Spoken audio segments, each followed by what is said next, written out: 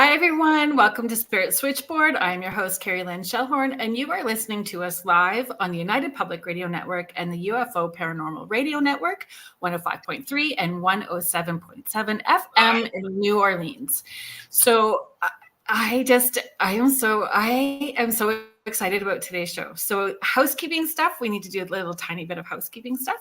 If you are on Facebook, Lorilei, I may need a wee bit of help. If I forget anything, please feel free to chime in. If you are on Facebook and chiming in through chat, you may need to pop on over to StreamYard and just give us StreamYard permission to use your name and photo. You can stay anonymous if you want. That's okay too. You can watch us on YouTube. Roku. If you wanted to watch us on TV, you could watch us on Roku. It is UFO Paranormal Radio Network. I believe that you look us up under. Yeah, you have to go to the channel store though, because we don't have the code. So you just type in UFO space P as in paranormal. We're about the third or fourth one down, I think, on the drop down list. And you're looking for UFO Paranormal and United Public Network Radio, not network radio. And that's us. Sorry. Just no. Help. Yes. No, that's exactly what I need. Is that little bit of help with all of that stuff. So today's show, I wanted to invite my friends and colleagues who are working mediums the same as me, where we're doing this stepping away from maybe traditional professions that we've had and stepping into doing this full time, and what's that like, and having a community for people that are wanting to open up, and a community or a network or a support system for people who are doing this full time and understanding what this is like. So being on this journey and doing this work professionally and personally. So I invited the three people that I enjoy and admire and feel are just bright lights for the world, is how I feel. So I just wanted to have you guys on. So I'm going to pass it over to Lorilei. I'm going to get each of you to introduce yourself. We're going to go in a clockwise fashion. So we're going to go to Lorilei first, then to Julie and Kim. If you guys wouldn't mind introducing yourselves and giving a little bit of bio and background. Not at all. Thank you so much for having me join you here today. I've been so excited about this all week. The only date was Tuesday. I wasn't podcasting, and this was the show I was looking forward to. So thank you for having me. My name's Lorilei Potvin. I am a host here on the network. Actually, we're coming up to my 5th anniversary here. 5 years. It went by so fast on UPRN. Wow. July. So I have 2 shows on the network. I have the Angel Rock on Mondays live from 6 to 8 p.m. Eastern Standard Time. And then I have a second show that I had a concept I worked on with my amazing co-host and friend. He's also a medium, David Hansel, and that's Thursdays from 7 to 9 p.m. Eastern. And that is the thing at the foot of the bed. Very quickly, I am a psychic medium, crystal Reiki energy healer, Akashic Records practitioner, spiritual teacher and mentor, registered nurse, budding animal communicator, well-versed in near-death experiences and the paranormal. So thank you for having me. Thank you for being here. Hi, everyone. My name is Julie Kraus, and I'm so happy to be on and to be speaking with all of you ladies. This is so great. So I'm a spiritual advisor. So what that is a big old umbrella. So underneath that is an intuitive life coach, a psychic, and a medium. So I do energetic upgrades, which are one-on-one psychic and mediumship readings. I do intuitive life coaching. I also have a community-based website, I guess you could say, for people with open hearts and open minds looking to gain more insight into their own spirituality and connect with the other side. And I just started a program for people who want to start becoming intuitive life coaches. So that's what I do. You do a lot of great work. Oh, a lot. It's amazing. Thank you. Thanks for being here. Yeah. Kim? So, my name is Kim Sage, and like everyone else, I'm so honored to be here with all of you. I'm a psychic medium in Central Virginia, where I offer private readings, gallery readings. I do a segment called Sage Advice on my Facebook page on Thursday nights. What else do I do? I feel like we do all the things. We do. Paranormal investigations. Right? It's like, what do I mention? Grief coaching. So I love helping people not only do readings, but help with their grief as well. And then in my free time, I'm a member of FPRI in Fredericksburg paranormal team. So I do intuitive investigations with them. Awesome. Thank you. Hi, Rhonda. Hi, Rhonda. Hi, everybody. There are so many people chiming in today. Thank you so much for being here. Having you guys participate in the chat, everyone that's in the chat room, really helps make our show. Like, without you guys, it just wouldn't be what it is. So I appreciate all of you being here and supporting all of us. Thank you so much, Keith. I just wanted to...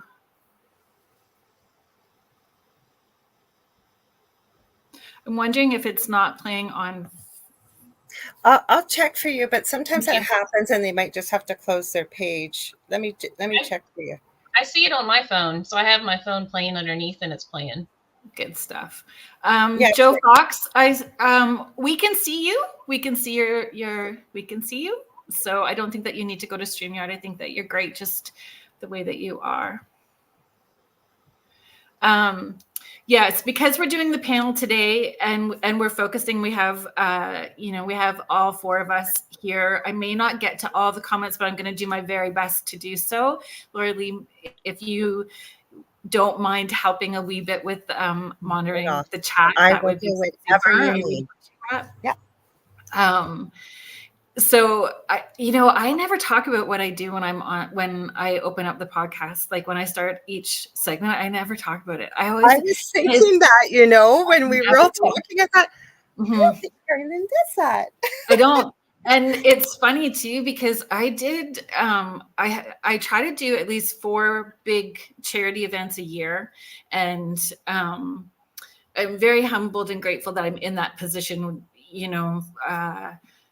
financially, that this has been my full-time career for 17 years. And I used to do hair. So I was working as a hairstylist, single mom with 4 kiddos, and pushed. I wouldn't say that I chose to do this. I was pushed to do this. And when I asked Spirit, okay, so I was at that point of understanding of manifesting anyway, right? Like, please let me have at least this much money in tips or something greater. And thank you very much in order for me. And sometimes it was for me to be able to pay for meds for the kids, have groceries and a wee bit at the end left over, right? So it was, if this is what you're really needing me to do full time, I'm in, but I need so many people to ask me for a session before the end of the week. And if that happens, I'm all in. I will jump in and take the leap. And it was not easy, but it happened. So that was 17 years ago. I guess my baby was 19 yesterday. Oh, happy birthday to him. I saw that. Yeah, he's so cutie patootie. So yeah, it's been that long for me doing this full time. And I just know that if we're pushed, there's a bigger meaning to it. And if we step into doing it and our thoughts, our words, and our actions are in alignment, it just flows and grows in such a beautiful way. So I just wondered, kind of, if you felt comfortable sharing what that journey was like from what you were doing prior. And I know that, not to out you too much, Kimmy, but I know this is something that you're shifting into now. So those emotions are raw and new, right? So maybe we'll go counterclockwise this way, and we'll start with you. Yeah. So I didn't start this journey. I always knew I was different, my whole life. But I shut things down for quite a while. And then I didn't start taking classes till 8 years ago because I shut it down because I didn't know boundaries and it scared me. So I went with the intentions of learning boundaries with learning spirit work. So anyway, fast forward, I've come from a background of most recently working in the hospital system and healthcare. And I had to have a major surgery, and I can't go back. So I've been doing readings professionally for 4 years now for the public. And then when it came to, I can't physically go back to my hospital job, but I love still being in service and helping others. spirits just kind of paved the way. And if I trust in them and listen, and the same with you, I'm like, oh my gosh, this is so scary. I don't have that 9 to 5. I don't have that constant paycheck. But I tell them, I don't want to raise my, so this most recently happened. I was like, I don't want to raise my prices, but I really need more abundance. So I didn't even know this, but I must have an option to put a tip when people book services. So I've been getting more than what I ask for readings when people book. And I'm like, high five, thank you so much. So it just comes, like you said, I'm trusting in the process and just walking my path, and allowing spirit to help me be able to be in service of others. So yeah, that's wonderful. And I found, the shift with money is very big when you decide to do this full time. So I think that maybe we can talk about that once we move through talking about our beginning journey doing this, if we could. Julie, would you feel comfortable sharing about your journey? Sure. So I had a gym. I was a gym owner. And so because I had a gym, I was also a personal trainer. And I was so educated on the physical body, but I felt like so many of my clients, I would probably say like 80% of them, weren't reaching their goals all the time. And I was just, hitting my head against the wall saying, why? I don't understand. I'm teaching them everything that I know. But what I didn't realize was that it's so much more than just the physical body. It's about your mindset. It's about your emotions. If you're grieving, if you're depressed, or anything, if you're going through a hard breakup. So I realized that I wasn't equipped to work with people's emotions and thoughts to bust through those obstacles and those times where they felt really stuck. I didn't know what to say. So Right. I went to life coaching school. And through there, it was a holistic and integrative life coaching school. So they taught that in order to thrive, you need to be balanced in your emotions, your thoughts, your physical body, and your spiritual world. And so, because they brought that spiritual aspect in, I used to have that when I was younger. But when I had the gym, I told myself I had no time for that. And I just Right. pushed it away. Right. But once I started to go to life coaching school, you had to life coach yourself and also life coach other people and pull in that Yeah. spiritual aspect. And so everything that used to be within me when I was younger started to bubble up. And when I started to bring everything that I learned to the table to the clients, their lives started to change. And I said, oh my gosh, this is fascinating. And it was so much more fulfilling than, and this is no judgment to people who are personal trainers or have gyms. I just personally felt more fulfilled helping people with their emotions and their thoughts. And little did I know it was because this is what I'm supposed to be doing. I'm supposed to be connecting them to parts of themselves that they didn't know how to connect to. And along the way, I would get these little intuitive nudges, or I would see a deceased grandfather standing behind their left shoulder. And I was like, oh man, this is bigger than what I ever thought. So spirit really guided me in this direction when I really thought that my life was crumbling and I was, oh my gosh, I'm not connecting to the gym world anymore. And here I have a gym. What do I do with it? It was a really big deal. And also spirit was really closing the door. They weren't really bringing many new clients in. And I believe it was divine intervention to say, hey, you got to go this way. And ever since I started to do this, I am very blessed to say for my one-on-ones, I have to do very little marketing, if at all any. So when you're doing what you're supposed to do, it just comes in. Yeah, 100%.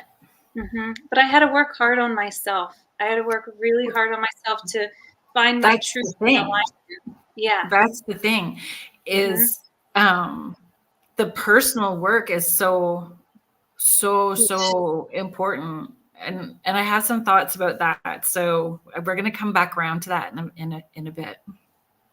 Lorilei, can you share? Sure. Actually, it resonated a lot with everybody's story, but some of the things Kim was talking about, I was like, wow.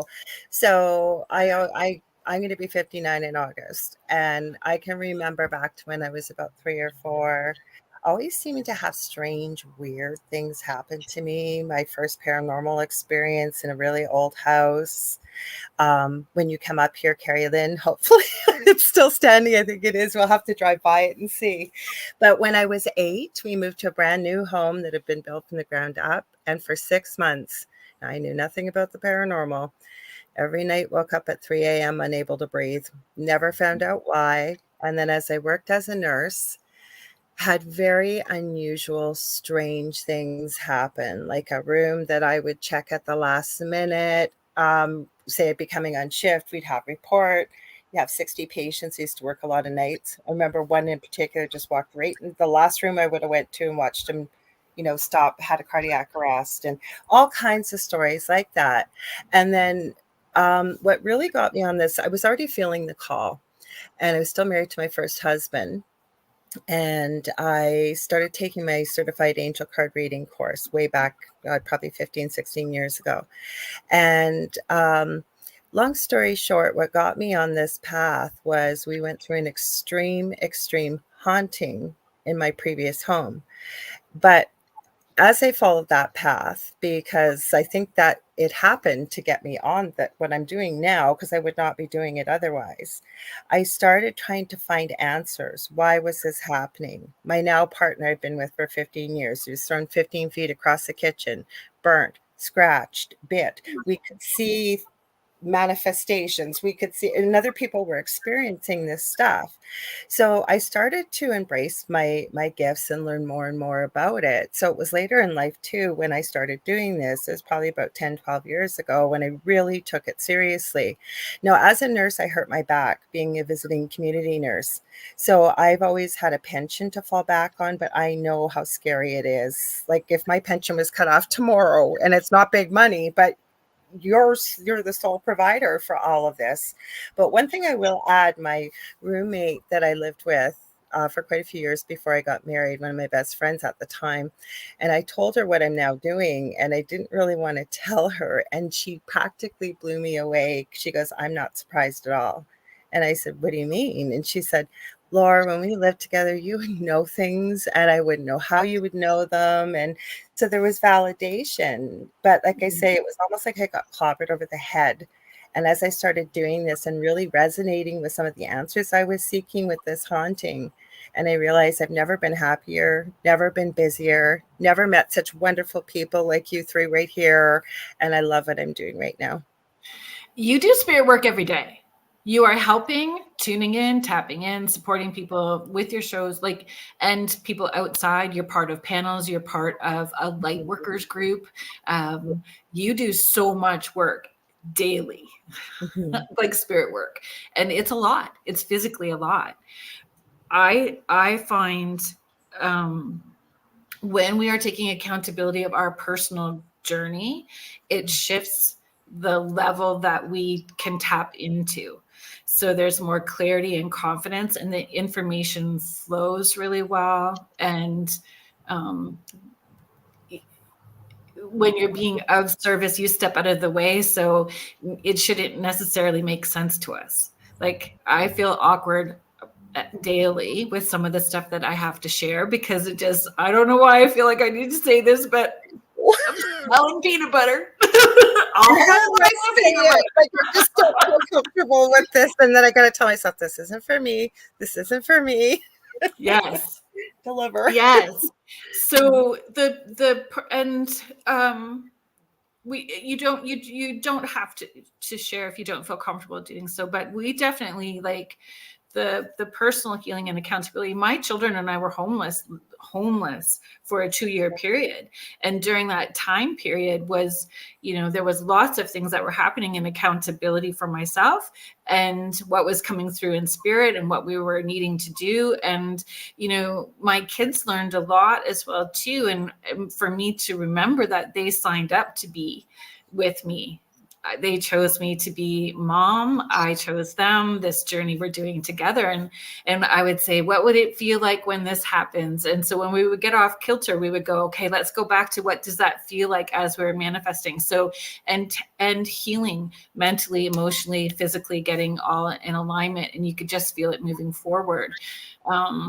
I try to encourage people that you can really, it's that the more that you do, the faster you hook in. I don't know if that's the term you guys use. We all have different spirit language that's personal to ourselves, right? But that hook in happens in a breath. I can feel it roll. Nose, third eye crown down my spine. Whoop! Okay. Here we go, right? So I don't know, like, so I'm grateful, even though I don't recognize that person who I was anymore. I'm not that same person. I am so grateful for the burden that she carried, the hurts and traumas that she went through, and getting me to where I'm at now. Right? Do you feel comfortable sharing what that journey may have been like for you guys, as far as moving through our personal healing? Because I get really hung up with, and I know it's going to sound judgy, but when I hear people go love and light, I'm like, oh, it's so cringy to me. If you were really love and light, you'd be snotty, ugly crying, because this is uncomfortable shit to deal with. You move through so much if you're being honest about where your journey, like, what you're bringing to the table and what you're needing to heal and recognize and unfold and unpack, right? It starts personal within, and then we give other people the tools. So if you don't mind, because I think it's inspiring for people to hear that, I think they get, they see us where we're at here, and it's all, and that's not how it starts. It's not how it starts. So Julie, do you mind maybe sharing a bit? So I have 3 things that come to mind that were big things that I had to work on in order to feel more in alignment. And when I became more in alignment, I felt my vibration and frequency rise, and then my readings were just so fast and so clear. But they came in stages, and I'm not going to say which one came first, but I'll just name the 3. One of them was be impeccable with my word, my honesty, and my truth. And so I am a recovering people pleaser.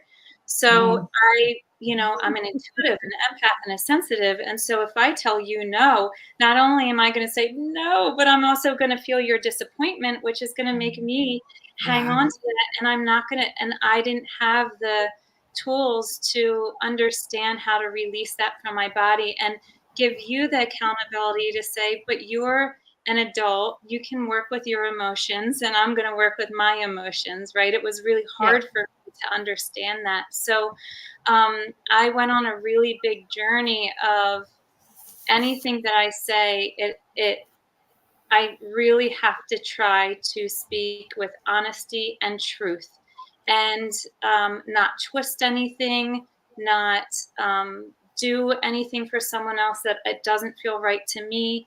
And am I perfect? No, but I'm at a very good spot compared to what I used to be. I'm really doing great with it, to be honest. And the more that I speak truth, the higher your vibration is. And the higher your vibration is, the more you're a magnet to spirit.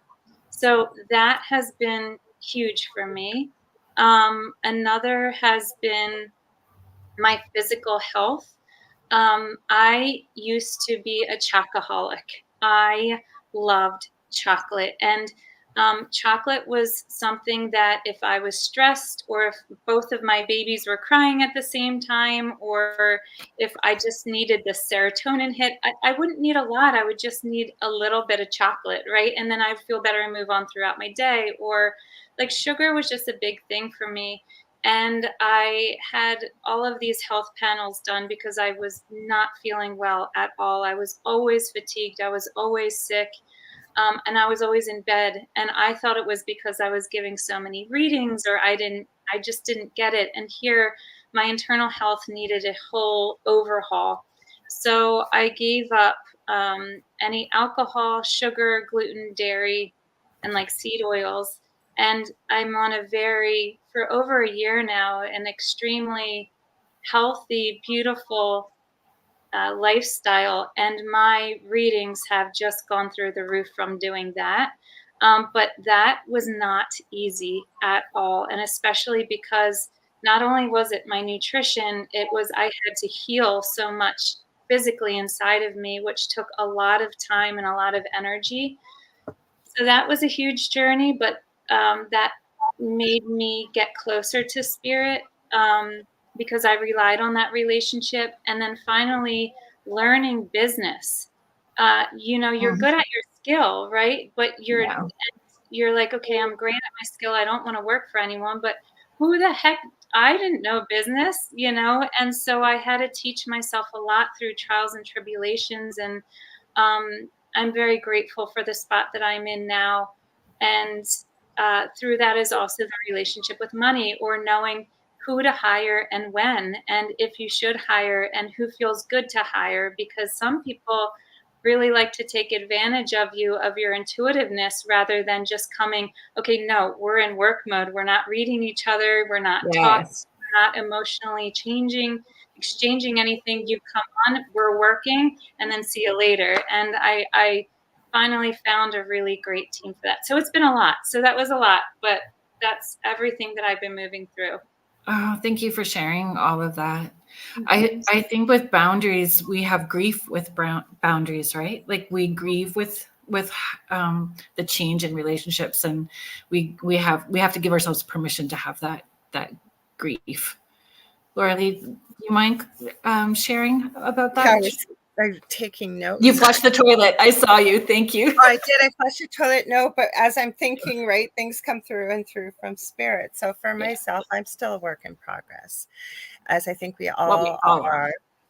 Yeah. But what I can say is, I think, first of all, most of us in this field, I'm not saying everybody, but a lot of us, I always say, have not had a Brady Bunch, Leave It to Beaver, if you're old enough to know that series, that our upbringing was so wonderful and great. It's almost like we're all old souls coming into this. And it's like before we incarnate into this lifetime, we go, yeah, I'll handle that and that and that and that and that. And I always say, I wish I would have read the fine print, right? And not coming from a victim mentality, but I think that when we're working with people, because this is what we're doing, and I think we're doing very deep healing work. Like Kim, you really touched my soul when you were talking about the grief counseling, because I am passionate about that. I always say I was so deeply blessed to be there at the beginning of life, hundreds of times working in the NICU. And then before I hurt my back, and I too cannot go back to physical nursing as it is, but I was so passionate about, death at home and palliative care, and then the grief counseling that goes with it. So for myself, I'm very open. Usually on my shows, if something comes up, I'm not afraid to share it. I was homeless. We ended up leaving our home and I lost everything. And it was a really good life lesson looking back, because I realized it's just stuff, right? We're all healthy. We all got out okay. We are all living with a roof over our head and everything else. But I think that when we go through these experiences, and I always say it's so hard to hold the mirror up to our own faces, right? It takes a lot of courage and a lot of honesty to face what maybe the issues are that we may not be able to see. But it's always so easy for somebody, whether they love us or they don't know us, but from the outside looking in, it's easier to see. So there's a lot of healing that takes place, but I think, I don't want to say flawed or damaged for myself, but what I want to say is, with the issues that I say have dealt with and gone through, I have a lot of empathy for other people that are going through it, never mind us all being empathic, but also can really relate, like not tell somebody I know what you're going through, because I don't. But by sharing my own experience, I can share that with them. And I totally resonate with everything you said, Julie, as well. Now, I'm not as careful with my diet. I don't find I have much of an appetite. So now I just eat when I need to. I do like sweets. I never used to. But what Spirit keeps reminding me is sometimes the physical manifestation of craving sweets for myself is I'm craving more sweetness in my life, right? So I try and remind myself of that. And I don't know, I think I'm in connection, as we all are most of the time, with spirit. I find I have a lot of conversations in my head, and you don't realize till you get in a group of people. And then you go, oh God, I need to be in a quiet space. So I'm still working on the healing. And I find too, by helping others, that it gives me a lot of joy, helps raise my vibration as well. I'm very creative. So every day I have to be creating or doing something. And I always say, I try to walk the walk of the talk that I do when I'm teaching or mentoring or speaking, because I think that's where the honesty comes in and the truth, right? We have to live it. Mm-hmm. Exactly.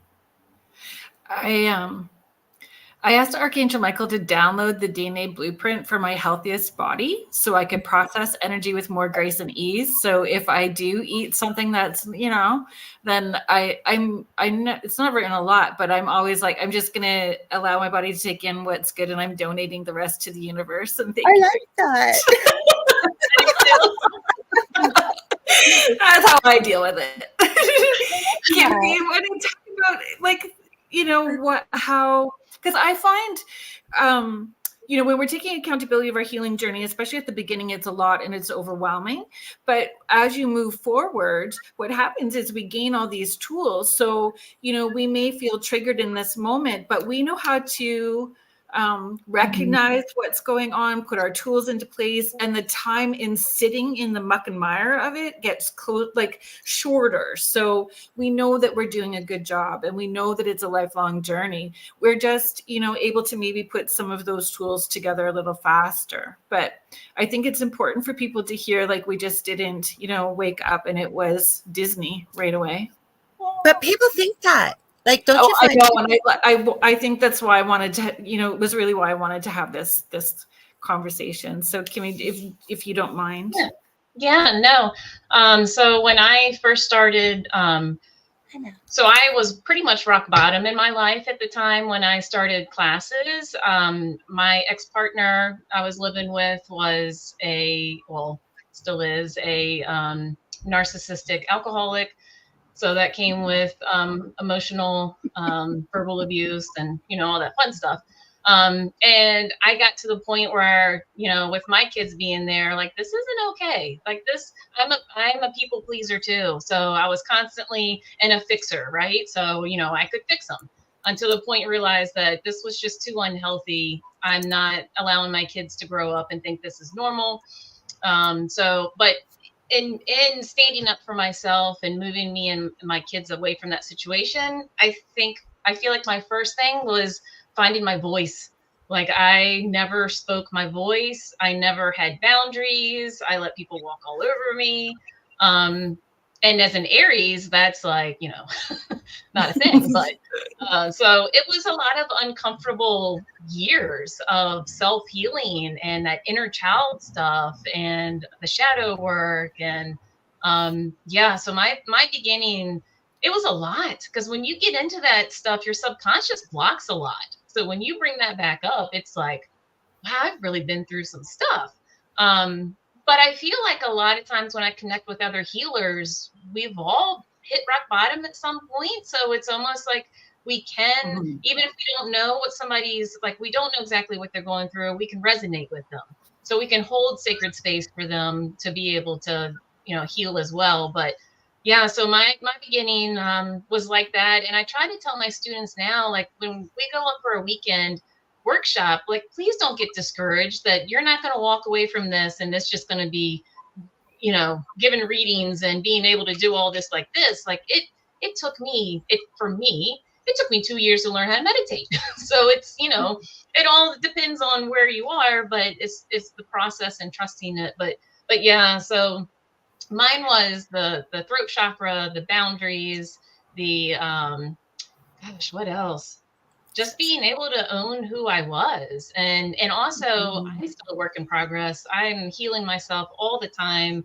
And I think now, I try to shove that imposter syndrome in the back and build my own confidence to be able to continue doing what I do. So it's still, like Lorilei said, a work in progress. I'm still working on myself.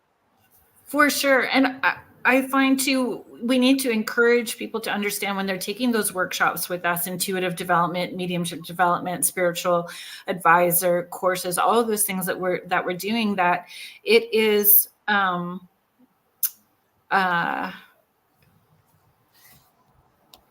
going to take care of it for you, because thank you. It's not a pickup place. Wrong intention. Yeah. Wrong intention. So I think they're in a space that we are holding and elevating that energy and vibration up, so it's easier for them to hook in and tap in. So I find a lot of students find it easier when they're with us and in the group, and then they get discouraged when they leave and they're having to do it on their own. And it's because that personal journey has to kick in, right? The more of that personal accountability, and then see where it goes from there. Howie, I did see your comment and I wrote them down. So I promise I'm going to get. Question. Yes. Howie asked if we could discuss the difference, if we had a thought about being a psychic medium, schizophrenia, and autism, how that comes into play, or what we've noticed. And I don't know, Julie, what your background is like, but I know autism is a lot in our family. I know it is with Lorilei, and schizophrenia in my family too. Yeah. So his question, I think I'll see if I can roll back up to it. There we go, Howie. Question to all: would you all explain the difference between psychic mediumship, schizophrenia, autism, as well as have you noticed those in mediumship that offspring seem to have such autism or Asperger's? Do you have any thoughts about that? Do you want me to go, or you want someone else? I didn't know if we were going clockwise still, or Yep, going clockwise. Is that okay? Very I think that's just I don't want to like, yes, me. Well, I will tell you that going first with schizophrenia, it's on my dad's side. And for people maybe that haven't heard of that, that can be a very severe mental illness. It can be managed with medications, but once people start feeling better, they think, why am I taking pills when I feel better? And it ends up in a vicious cycle. But part of it can be that you have a lot of very strong hallucinations and hear voices and quite a few things. It's a very serious illness. And I have to say, that's why I started with this, that now looking back as a nurse, and even with some people that I've known personally that suffer from this when they've gone through an episode, like, don't get me wrong, there's obvious signs, and you can see when someone is really having a mental crisis or, really ill. But when you hear some people's hallucinations, and one person in particular, I won't bring their name up, I would never do that. But for example, they were diagnosed with schizophrenia, and yet they had donned all black leather, loaded up with some guns, and wasn't hurting anybody, but went to a place with some water because they felt they were seeing demons and shooting at them. They didn't want to hurt anybody. Now, again, I'm not a doctor, even as a nurse, obviously I can't diagnose, but it's given me pause for thought sometimes, where it's kind of been a little questionable, like, how do we know they really maybe weren't seeing something? Now, being a psychic medium, my belief is, I think that we all have the ability to be intuitive, definitely. But just as you come in naturally as a natural born leader, mathematician, singer, whatever it is, does that not mean you can't tap into any other abilities? You may not be number one at it, but if you work at it, and I think you have to, especially when you're tapping into psychic, your psychic or mediumship abilities, I think that at some level, we all can as human beings, maybe with the right guidance. Like, I took classes too when Kim had mentioned that later in life as well, and learned a lot. I learned a lot from other people.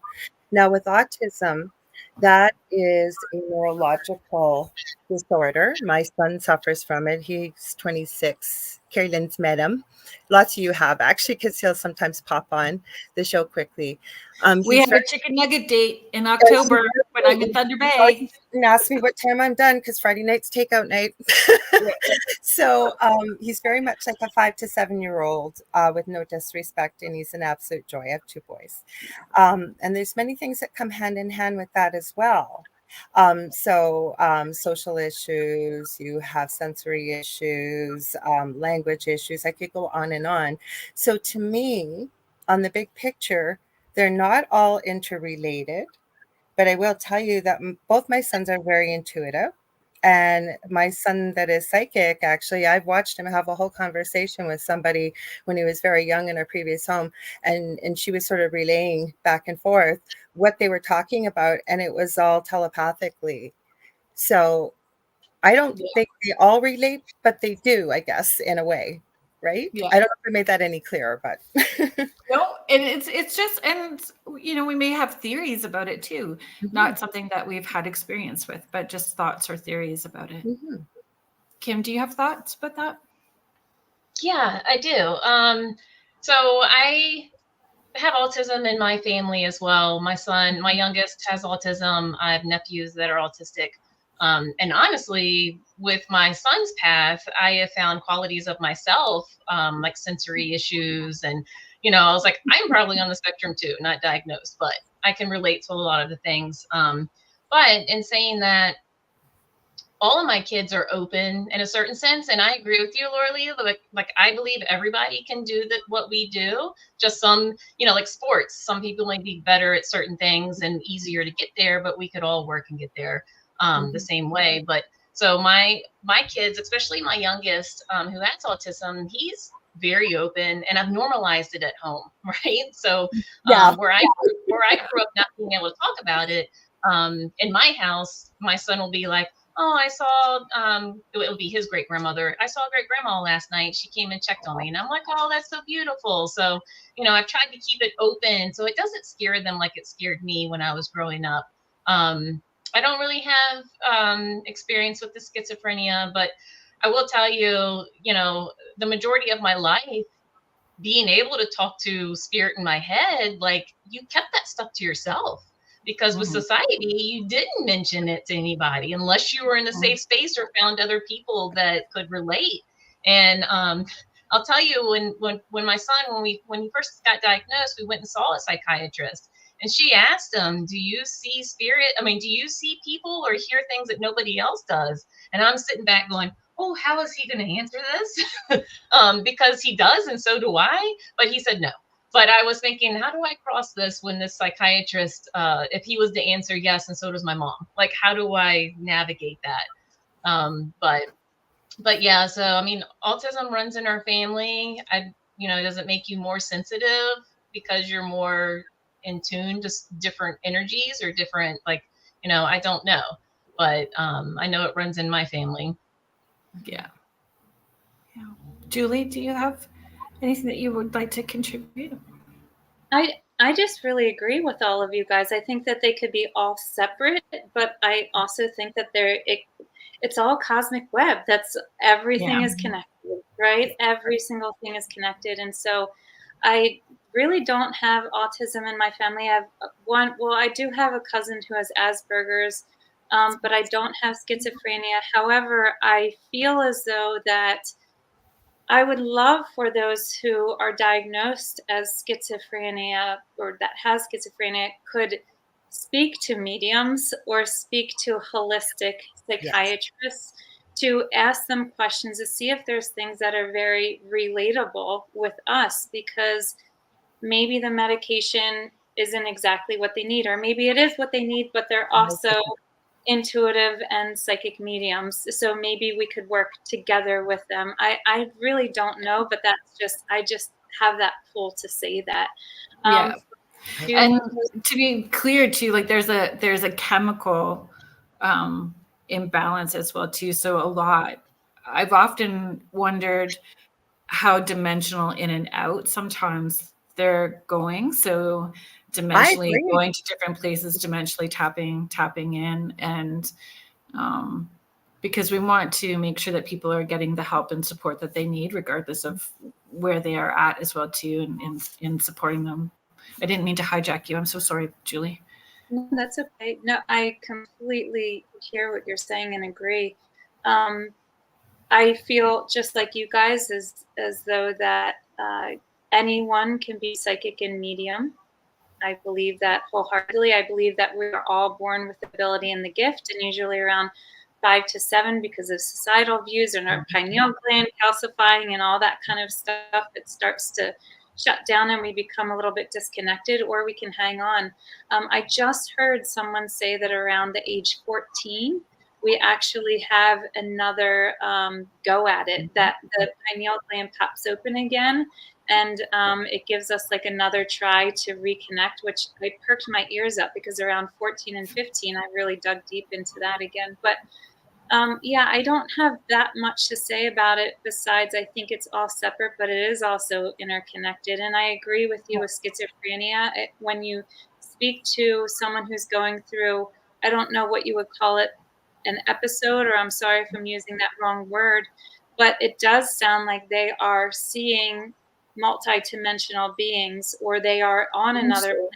And you know what? Maybe they're an extremely old soul that's bringing through a lot of cellular memory. I don't know. So it's fascinating to think about. I have to So say, you- you have a wise panel here, Carrie Lynn. Like I that was agree. answered beautifully, all of you. I'm so glad I'm So- here today. Thank you for asking me. Diane, I agree with you. Yoga and meditation helps kids instead of medicine. So I will share a journey that so my kiddo, I forget, he would have been, oh gosh, just 15. He would have been about 15 at the time. And I had come home and he was on the computer and he was like tears streaming down his face, and he's in the spectrum. So this is a kid who fell and cracked his head wide open and needed stitches and didn't cry. I didn't even know until I saw the blood on the floor and followed the trail to know that he even cut his head open. Right. So they feel differently, but he was sitting and crying. And I asked him, "What are you doing?" And he said, I feel like I have acute schizophrenia. And I said, "Oh my gosh, why do you feel like you have schizophrenia?" And he said, I'm hearing people talking to me." And I said, "Okay, buddy, so let's pull this apart a wee bit. What are they saying to you?" And he's like, "Well, they're telling me how they died." And I said, "Are they asking for help?" And he said, "Sometimes." And I said, "What do you say?" And he said, "I said them to you." And I said, "Fabulous." Like, that's a great thing that you're doing. I said, "So here's where I feel, the difference is going to be with schizophrenia. A lot of the times those messages are harmful or hurtful to themselves or to other people, right? So there's impulse and there's this swinging moods and all those sorts of things." I said, "So I feel for you. You're just tapping in like me, and you don't have to agree to do that in this lifetime. If this is too much for you, you can agree to do something different." And so just I think in and around that time too, like I was doing a lot of energetic cord cutting with them. I was doing contract, I now deem null and void contracts and agreements between Taylor and myself and this and we're moving through all of this healing and taking accountability. I took children's yoga instructor course, and I did a children's meditation facilitator course as well too. And all of those things made a huge difference, because I found when I did the energetic stuff with him, a lot of it shifted. There's still aspy beautiful qualities that are there. I think the neurodivergent definitely is within our whole family structure, myself included, but doing those things on a consistent basis where you're kind of dumping that energetic garbage can of the that builds up when we leave the house and comes on to us, makes a huge difference. So You said something really important there, Carrie Lynn, about the advice you gave your son, that you don't have to choose this. You can choose something different. Because I find, and maybe it's because they grow up in a family this way, but most of us that have children, it becomes second nature, right? Because mom's doing this stuff. But I know with my eldest, he struggled with, a lot of depression and things like that, being so empathic. Like even now I'll forget, he's on his own now, but if we go to a mall together and he'll start to get cranky, and then I'll say, "What's with you, Mom?" malls, remember? And I have taught him how to manage his gifts and what, but where I'm going with this is there was a time when he was growing up a few times where he said, I don't want this. I'm not doing this. I don't want anything to do with this. So we would have a conversation about it's okay to, if you don't want to be dealing with this right now, and walked, sort of held his hand as he went through it, never pushed him, but when he was ready to embrace it again, to be able to support him that way. And I think that's important for all people to hear, because I almost feel like we're having a new breed of children, if you will. Yeah, I agree. Mm-hmm. I agree. Diane, I agree. My kiddo is brilliant and thriving and creating a magical life for himself. And I feel that they are so tapped in and tuned in that when we made those soul contracts to be a family unit, it was they're choosing to help. I feel my kids chose to help remind me who I was on that level so that I could take ownership and hold space for them so that they could be fully who they are, right? So it started being of service for my family. And when I felt comfortable with my family, could do this outside of my family for people outside of my family. Yeah, I agree. Can I add something really quick? Please. Yeah, so with my son, I realized that he could feel energy phenomenal. Like he would pick up on others' energy. And so it made me be more mindful of my frustration or what energy I was putting out. Because I noticed when I would get frustrated with him, it would just get 10 times worse. So like my journey with him has taught me so much stuff about myself. As well. Yeah. So yeah, the whole energy thing of them being able to feel, and even my dear friend Sandra, her son is nonverbal, but she knows that feels her energy too. So like she has to be mindful of her energy because he'll react on it. Yes. And I love tapping in with nonverbal people, whether it is, because they'll talk telepathically if you move into that space. Yes. It's Julie, beautiful. how do you have little folks at home too, right? So they're going to be energetically sensitive with you as well too. And how do you manage that within, especially with them little?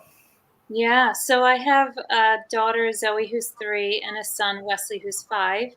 And they're very different. I call Zoe my little fairy dipped in hot sauce. She's very spicy and so cute, but sassy. I love it. And then I have an old man, wise son. So it's very interesting because when I was pregnant with him, my psychic abilities and mediumship abilities soared. I mean, soared. And he is so fragile and emotional and sensitive, and his eyes are just, oh my gosh, he's lived so many lives. And whenever I deal with him, you have to be talk slowly and talk everything out. And with Zoe, you're very different with her. But whenever I'm parenting her, and if I can get snappier with Zoe, and I feel as though Wesley is this old, wise helicopter parent standing over me, judging me so much when I'm parenting Zoe. So he keeps me in place, man, because he'll say, Mommy, are you sure you're going to say that? Are you sure you want to say that sometimes before I say it? Or, and he just knows. And so he keeps me in alignment with parenting a lot. So yeah, it's really, really interesting. And I feel as though that I'm a better person because of my kids, because they make me be in the here and the now and present. And they will tell me when I'm not. And that doesn't feel good. It doesn't feel good. And but they say it with so much love. So I'm judging myself, and that's why it doesn't feel good. But they will tell me, and they will tell me with love. And so Zoe sometimes will say, Mommy, I love your heart, but I don't like you right now. Yeah. It's incredible, right? Brooklyn used to say to me, I think that you need a timeout. I think you need to put your energy in another space. come back when You know what the freakiest thing is, just to jump in really quickly, when my eldest was around 3.5 years old, and I really couldn't get out of bed for quite a few years with my back, but I thought I was hiding it from him. And maybe it was 3.5, and he came up to me, and I was always trying to be pleasant and happy and everything. And he said to me, "Mama, your back really hurts today, doesn't it?" And I said, "Yes, honey," or "Yes, baby, it does. But why do you say that?" And he blew my mind. He said, "Well, normally you have all these really pretty colors like the rainbow all around your head and your body, but today it just looks really gray." Out of the mouth of babes, right? So I think that's why I say we can all do this, because we are all so tapped in as little ones when we hear what comes out of our babes' mouths, right? Well, they're not babies, but you know what I mean. And I feel it really holds us again accountable in how we are doing the healing aspect of it, like asking for energy to be transmuted back into love, so that we're not just, doing this healing work where we're dumping things into our space where our families are living too, and they're extra sensitive and feeling all of that stuff. It's a lot. And I wanted to bring that up just to share what Contessa is sharing with us. I grew up in a home where my mom saw spirits a lot, and my dad performed weekly rituals for cleansing and healing. And I witnessed a lot of strange stuff happen. This all scared me as a kid. And she continues, "My parents never explained anything to me, and I wish they had. I think I have blocked myself so much that it's hard for me to experience anything spiritual." And this comes back to, again, being aware of what's going on around us, right? And communication and communicating and being open to hearing and learning continuously. The parenting part is how I started. My coming out was actually spiritual parenting and a podcast for parenting kids that were sensitive and intuitive. So that's my passion place to go to, right? So I'm sorry, Contessa, that was that experience for you. But I'm grateful that you have found a place where you feel safe to be vulnerable and tap in ways that are comfortable for you, and being, because when you participate in the chats in a panel like this, when we're talking about things open up for us, and we're feeling stuff, right? Okay, I just want to ask, can I ask a fun question now? You always ask fun questions. I had her on my show when she first came on very quickly, and then she had me on her show, Carrie Lynn, and she said, "Do you want to have fun?" I said, "Of course." And nobody had ever asked me this before the question she asked, and I've never forgotten it. And it was like, "What do you fangirl over in the paranormal group?" Not that I'm saying you're going to ask that, but I know you ask great questions. So I had to throw that in there. It's always stuck with me, because no one. As to your fangirl, who are you a fangirl of? Who do you crush over? And it's not necessarily that it's like a physical attraction thing. It's just like, who do you like? Who do you fangirl over? Take right? your breath away. Yeah. Oh, thanks, Michelle. Big love, Contessa. Diane, I'm glad that you found your soul family as a kid, and that they were able to help you with your psychic abilities. I think it happens when the timing's right too, right? I I really agree. try to tell myself that whenever anything happens, it happens when it's meant to happen. I don't know. That's what it feels like for me anyways. Okay.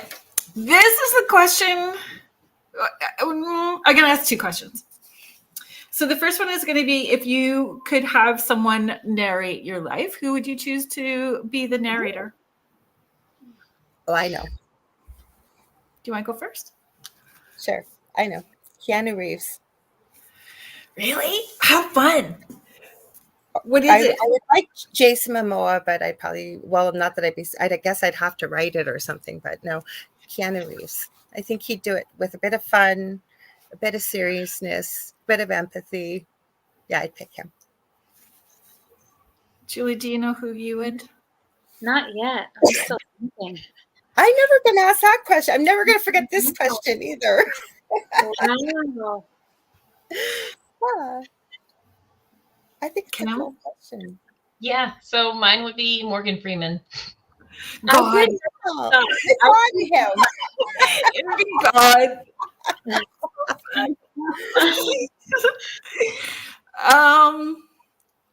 Yeah, I think I would have Kristen Bell. Oh. Oh, that's cool. She just goes for it, and she can do great fluctuations with her personality and her voice. She just, because I've held different personalities throughout my life, and I've changed a lot, and I just feel like she could nail it. I like that. Yeah. Okay, Carrie Lynn, don't leave us hanging. Right? Who's yours? Yeah. I would think Jennifer Tilly. Oh, She's just funny. Yeah. She's just funny, and her voice, I just love her voice. Mhm. And she tells things like as it is. Yeah, Jennifer Tilly. Lorraine, I was thinking that too. Lorraine Elder Ross says, Julie, you actually remind me of her being Kristen Bell. That's what I thought too. I wasn't going to say it, but I thought that too. Oh, that's great. That's fun. Um, Yeah, Sandra was Funny. Sandra was sharing James Earl Jones. Mhm. I think that's a good one too. Darth Vader. Right? So much fun. voice. Yeah. Yeah, I think Jennifer Tilly, that would be who I think would that's choose. awesome. Yeah, Mhm. that's great. Okay. A show or movie, a TV show, whether it is reality and not reality, a movie, something that you feel that you resonate with, that depicts mediums in a way that you resonate with, depicts maybe what it would have been like for you to experience mediumship, or your journey as a medium, or that's most accurately from your perspective, one that you resonate with. Am I asking that well? Probably not articulating that well. In my head, it sounds right.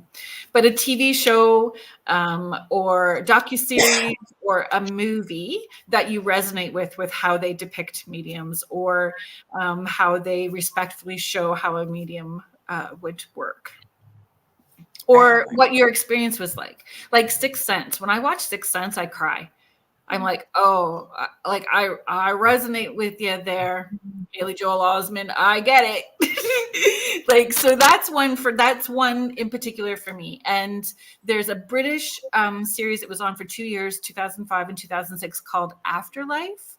And Andrew Lincoln from Walking Dead, and I forget, Leslie Sharp. Leslie Sharp plays the medium. It's an intense show, but it too was like, every episode was like, oh yeah, I feel that very much has been my experience. So, when we feel isolated in keeping, experiences that we may have said to ourselves, sometimes we find comfort in a TV show or a movie because we feel seen or represented in some way. So I just wondered if you guys had any thoughts. I know that, Lorilei, you're not necessarily a horror movie, but if there's a show that you resonate with. I do. And it's had mediums in there, and I did love the way that she was portrayed. I think her name was Missouri, but that's my guilty pleasure, Supernatural. I don't watch a lot of TV, but where I've had such a weird life, not that everybody's got a cookie cutter life. I can't say necessarily that anything off the top of my head that I resonate with, but where I do resonate with, if you will, and I'm not magic, that's not what I'm saying, but anything to do with that time period, like with, fairies and back to the days of King Arthur and all that stuff. Like, for example, The Sandman. Like, I just could not stop watching. Sandman was so good. And it wasn't really to that Anything time. Neil Gaiman. Yeah. Pardon? Neil Gaiman, period. Yes. Mm-hmm. So that's what I resonate with more. I hate to make it sound like what we do is supernatural, but it's not within the norm. I always say it's not something you could stand in line or on queue, depending on where you live, and you're waiting to pay for your groceries in the grocery store, for example, and have a conversation about what we're doing, or even anything within this realm. And I don't want to make it sound elitist, because usually if someone kicks that door open and you've got a group of people a little bit, another person does, and before you know it, everybody's talking about it, but it's not something that's generally talked about, making just general chat. So Fun. Do you guys, Julie? I'm thinking. I think, the movie Ghost really sticks out in my mind because I feel like I can channel, meaning trans channel. I can do that. Not as exaggerated as Whoopi was. No. And I think that that's a little bit misconstrued, maybe. I don't know. There are people 100%. out there, who knows, but for me. But Patrick Swayze, how he's so there, that's when I bring in spirit and they're showing me how they live about their day sometimes with their loved ones. It really aligns. I just, not saying that our loved ones on the other side all day, every day are there, and only focusing on us, but it really, that paints a really good picture. And then a fun one is The Magicians, I think it's called, on Netflix. There's like 5 seasons. And that's fun. And I can see aspects in me of what I've trained myself to be able to do, like remote viewing and that kind of stuff. And they highlight all of that. So that's really fun for me. So that's what I have to say. That show that I was mentioning from 2005, 2006 is called The Afterlife. Mm-hmm. It's called The Afterlife. It's intense. Some of the episodes are quite intense, but definitely truthful. And I agree with you with Ghost. It's very similar. And trans channeling for me has been quite a journey as well too, because it happened involuntarily the first few times, where they're like, because I was like very scared. They're like, we're just gonna make you not scared. I'm like, okay. Wow. And I think that as fun, Avatar, like the animated series that was on when my kids were small, that's how we really made it normal too, right? Channeling and allowing things, energy to move through us, and how we can manifest and be powerful. Can I ask something before Kim answers? Did any of you just hear a man's voice? No? I just heard a man's voice come over here, so I'll mark it. Maybe we'll have to check it after. Timestamp it and see if we caught an EVP. We do it a lot. We catch EVPs a lot when we're doing the show. Sorry, Kim. I'm trying to hear what you have to say. You're fine. That out. So I'm sitting here thinking, obviously I haven't watched enough shows because I was drawing a blank, but Ghost was on the tip of my tongue as soon as you said it. But I feel like the part of Ghost that really resonated with me was when she did out Ditto, and then his wife turned around, because a lot of times in my readings, if I'm honoring what I'm hearing and I just spit it out, it's that aha moment for my client of being like, that's my loved one. So watching that moment was like, that happens in my readings too. So it's beautiful to watch, it on TV about something you personally experience as well. So Ghost was mine. I love that. Denise's question? Oh, the question that I asked. Oh, yeah. You up with some good questions. I'm not surprised, but still, they're good questions. So another question that I have was like, what do you appreciate the most about your abilities? So if you could explain what the abilities are. I hardly use like the language. Like I don't say clairs very often. I always I see, hear, feel, taste, smell. It's very sensory for me. That's kind of how I explain it, instead of using all of like the technical sort of terms. I guess, what do you appreciate the most about being sensitive to, and maybe what one have you learned to have to adjust to the most? Because we have ones that are always going to be the strongest first, and ones that aren't, right? Ones that take a little time, or maybe overwhelming for us, that are hard to adjust to, right? But they all do. The muscles start to grow. The more we do the work continuously, we have more things happen. So, what was the hardest adjustment, and what do you appreciate the most about the gifts that you have personally, not professionally, what we do for other people, but for yourself? Do you still want to go clockwise, or what do you? I don't remember where I left off, so we're going to start with you, Kim. Okay. So I always tell people it's like playing charades with spirit. I never know how they're going to communicate.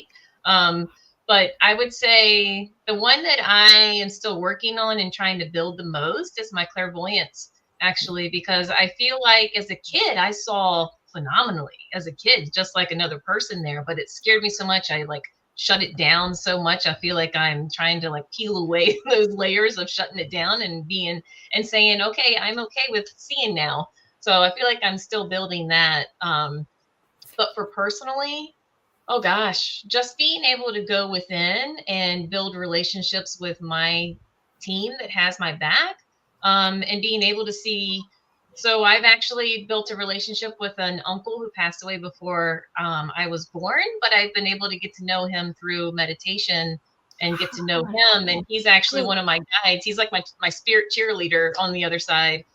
So I feel like that's what I'm most blessed about, having these, is just being able to connect with my guidance and honor who I am, truthfully. That's beautiful.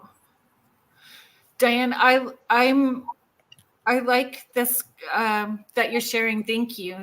All seven clairs, but I ask spirit to not appear unless it's life or death information.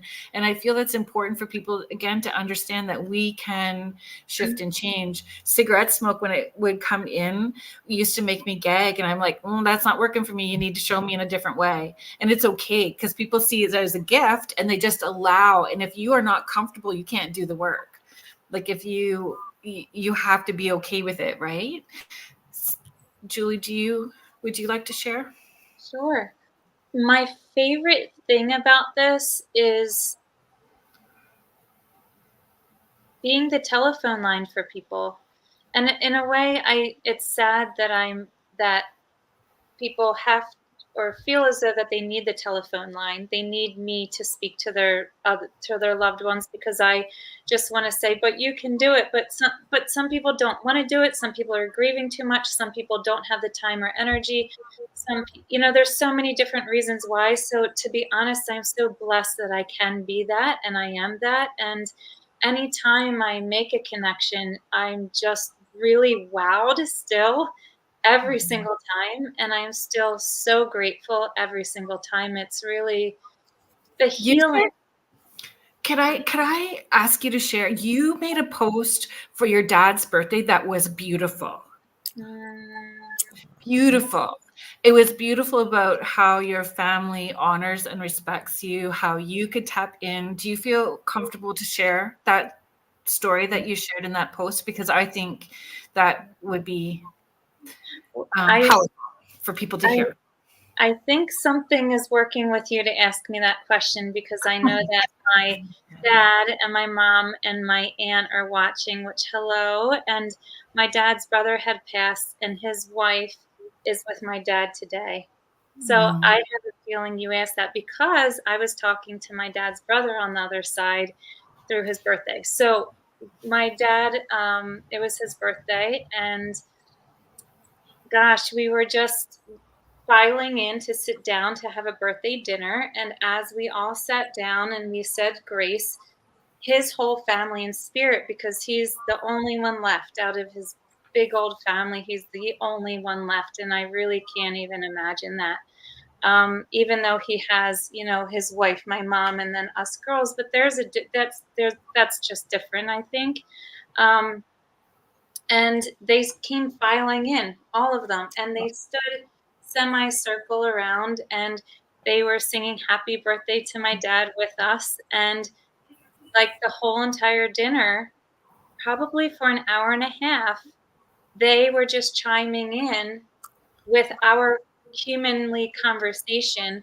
And so I was saying, Dad, Dan, your best friend is saying that you should have bought the duffel bag. And here he was at a show the day before looking at a green duffel bag. And, and it was just really beautiful because everyone in that room in human flesh were conversing with the other side, which is the big old family that was here. And it was just a whole 90 minutes of just us all talking and reminiscing. And it was really beautiful. And I'm so grateful that my family believes in this and supports me. I honestly can't imagine growing up with parents who would not support. I don't know what is. I don't know what that would feel like, and my heart goes out to anyone who had or is currently struggling with that.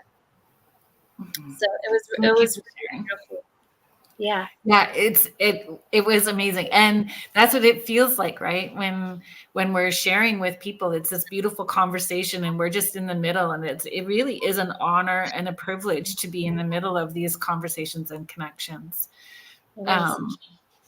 Is there a sensory or a way that you receive that has been a bigger adjustment or a more challenging? Sure. Challenging adjustment? I would say not when it comes to my senses. They all really work nicely together. But what I've noticed is that if spirit will show me something, they will show me so hard.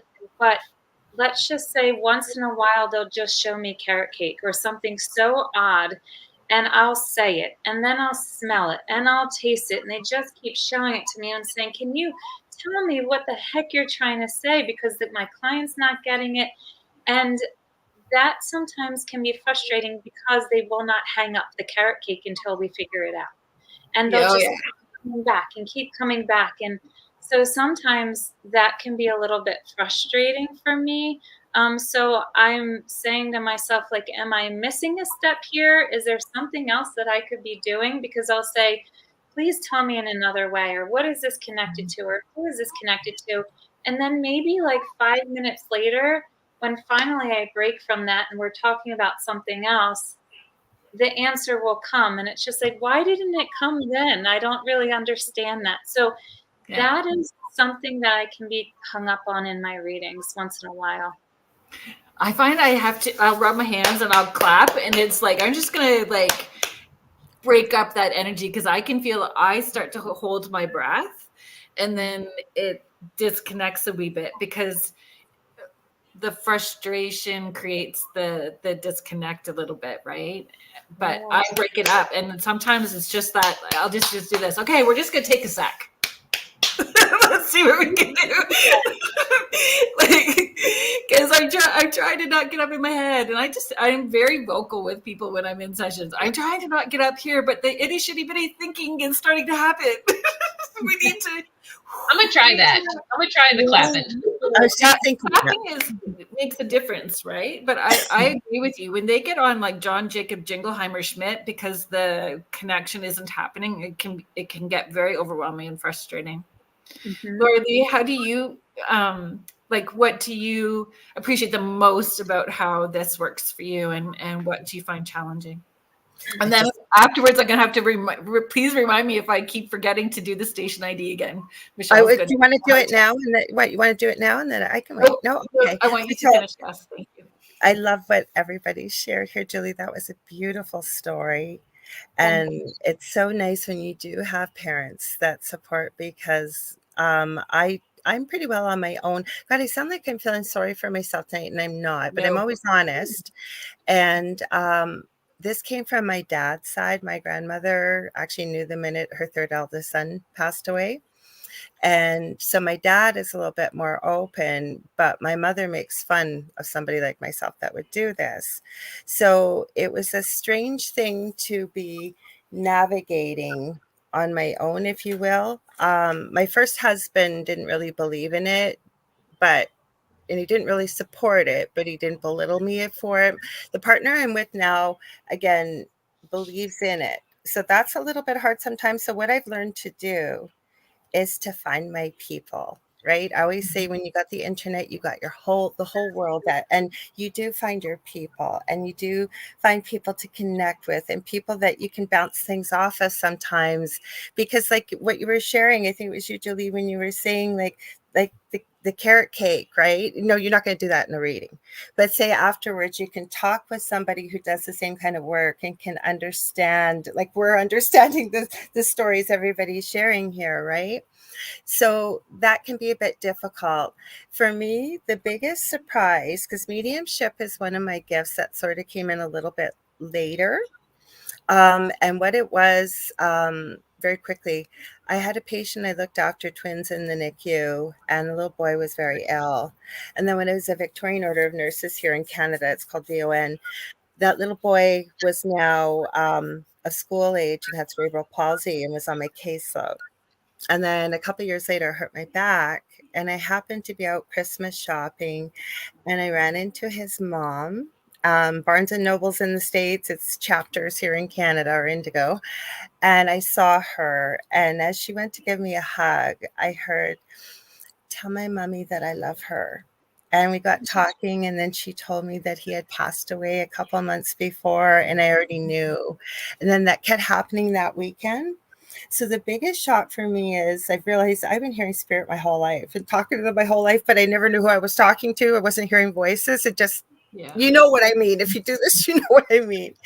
And so with spirit, it was like going to a different country, especially in the beginning when I was trying to learn how to navigate this and manage it, because sometimes I'd smell something, sometimes I'd see something, sometimes, and they try and use different avenues to give you, I'm getting goosebumps as I'm telling you, I sign for truth, I say.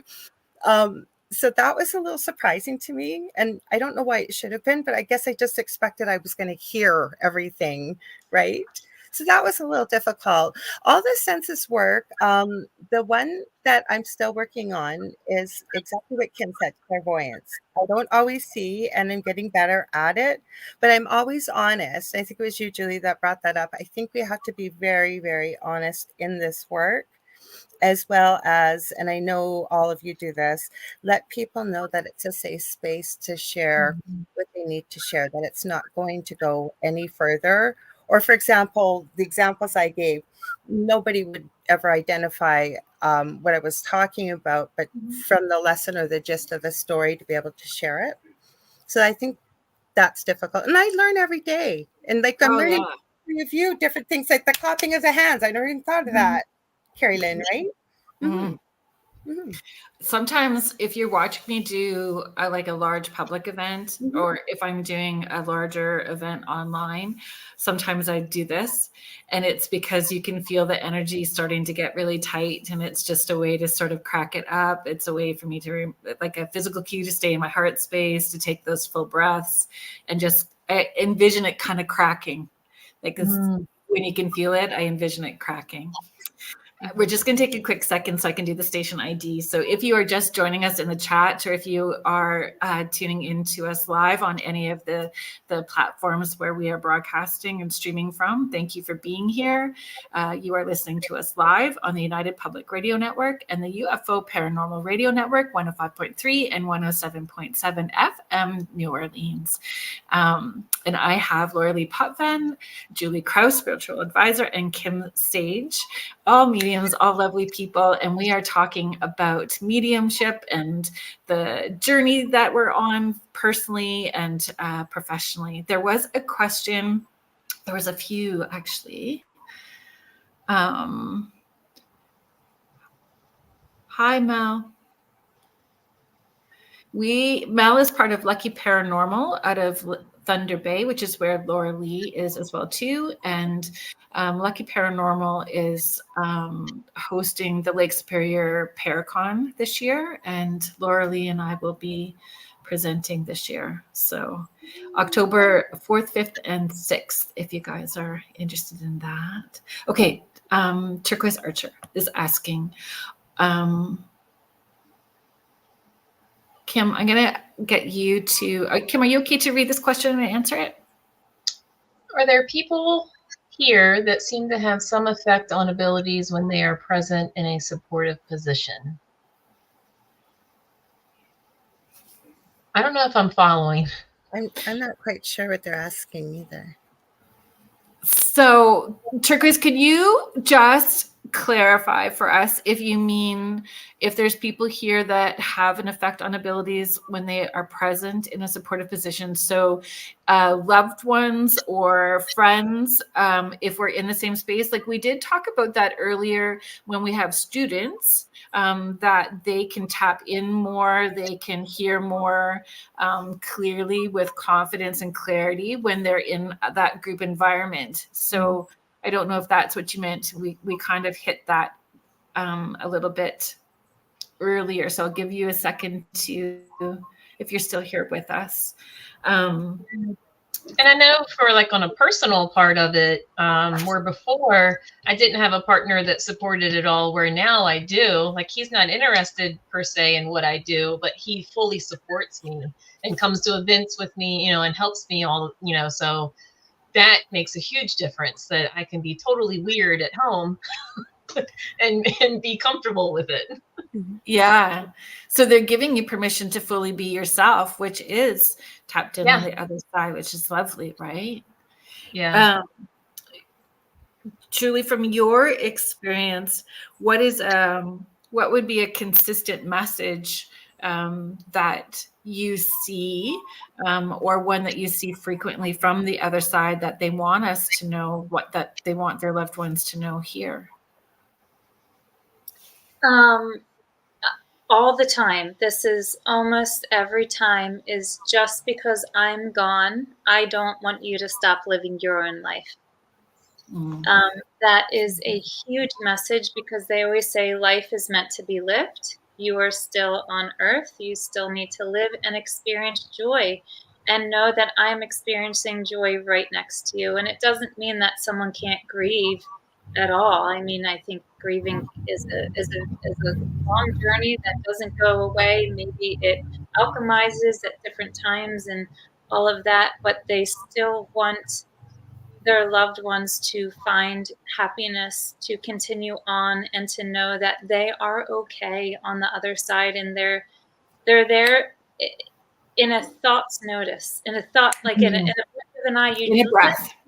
In a breath. You literally just have to think of their name. Actually, if I can say, Carolyn, the way that I'm a bit different than other mediums is that I really work best if someone gives me their loved one's first and last name. I can pull them in like that.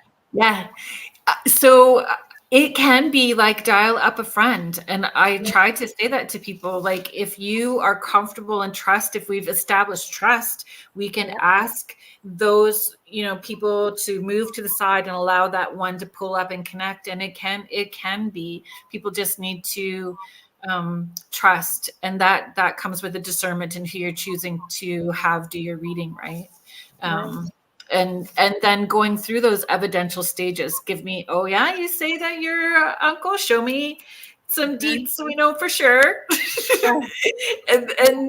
But it is, and it can be, and again, I truly believe it is when we elevate our vibration by taking care of our personal healing and getting to that space, then we can, as long as clients trust us. So I agree, it's beautiful that you are able to do that. Kathy is saying, Julie, you bring tears to my eyes. My husband said those exact things to me. I have chills on my head. Truth, spirit. Yes. Yeah. Yes. Lorilei, as you have evolved, do you find small talk with people easier or more frustrating? It takes a lot for me to get frustrated, and I think it's because of both my boys, but especially my youngest, because I was never an impatient person, but I have really learned even more so with a lot of patience. But I will tell you what is a pet peeve of mine, not so much small talk, because I find, and I'm sure you ladies do, that people come up to you in stores, everything, they don't know you, and they want to tell you whatever they need to tell you. And then they'll say, I don't know why I'm telling you this. I don't know you. You know they need it. So and sometimes I feel bad because if I'm in a hurry, I literally will just put my head down and get in a little cocoon and do my stuff because I don't have the time. And sometimes we have to do that, right? Boundaries. And I'm still working on that. But what really, and I understand too, when something is a pet peeve and it's held up before our face, it's usually something maybe I need to work on.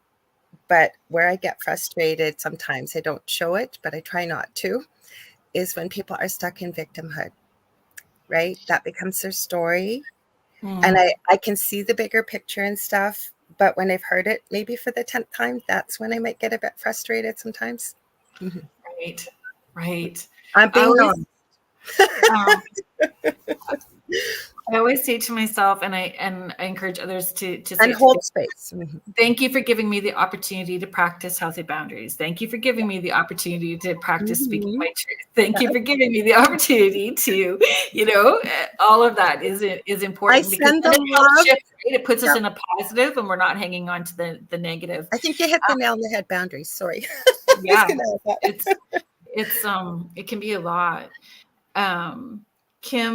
Michelle is asking, any advice for me? Started with paranormal activity and clairvoyance. My problem is shutting off. Oh, we had that a lot. Yes. Okay. Yeah. So when I work with spirit, I work with my chakras. I just do this kind of visual where I like make my chakras brighter. But it's also about intentions, right? So I tell my guides and I tell spirit, like I'm working, I'm ready to communicate with my clients' loved ones. Even with paranormal, I turn on per se. I set my intentions before I start working in the paranormal field. And then when I'm done, I set my intentions again to I'm closing down, like I'm grounding myself, I'm letting go what I may have picked up energetically and doing the whole cord cutting. So and it helps me because I'm a structure person. So it helps me. But at the end of the day, it's about intentions. So for me, it's, I'm quote unquote turning on, turning off.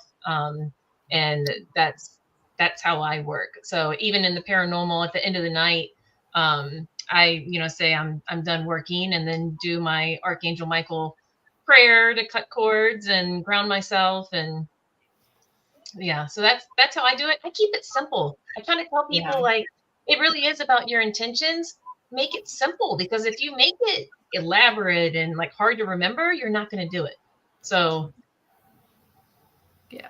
Julie, do you have anything that you would like to add to that? No, I really agree. I think it's all about intention and imagination. I always tell my students that imagination is a bridge to your intuition.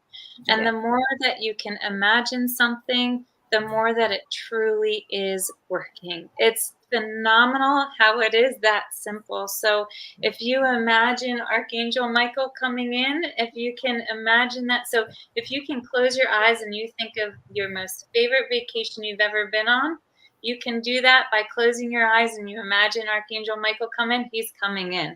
And when you truly believe that as well. And so if you need to shut down, then you can turn off a light. Literally just, boop, I'm shutting down, turn off that light. But, if you've been doing a lot of work like Kim or all of us, we have, more rituals and that kind of thing. But just tell spirit how you want to work with them and they will listen. They have to listen. They have to. So simply, just say what you want and how you want to be treated and how you want them to listen as well. Can I add one thing too? Yes, I was going to come up and ask you if you would like to add too. Thank you. I'm learning from all of you, and it's so cool that we're all nodding as each other is speaking.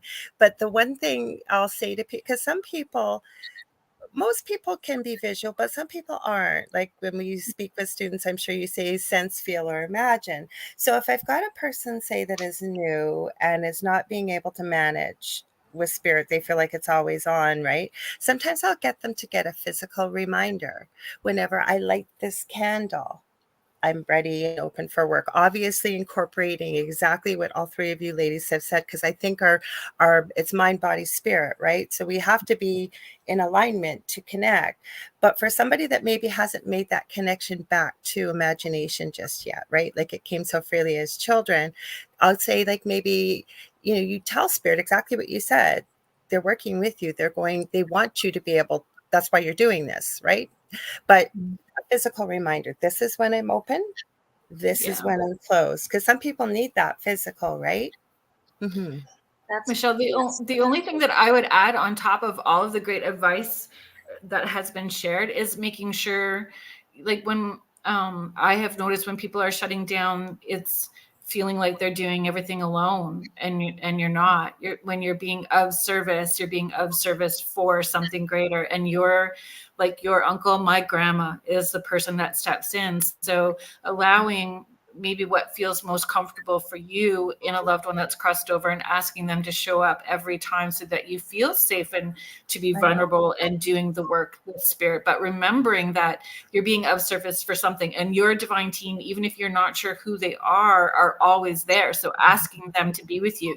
So when you get uncomfortable, you're like, oh, you guys need to take this away, step in between, and feeling okay about saying those things, like feeling okay about, this is uncomfortable, can you step in, this is good. So making sure that you understand that too, or that you have the free will. We have free will still. I love that. All three of you guys, what you added, that's wonderful. I think that'll really help a lot of people too, because I don't know about all of you, and I'm not trying to take over here, but I'm really curious, do you find a lot more people seem to be awakening to their abilities, right? But they're not really sure how to manage them. Yeah. So I think that'll really help a lot of people, what you all shared. Mm-hmm. So the next question that I wrote down that I'd like to, we're gonna do it in 2 steps.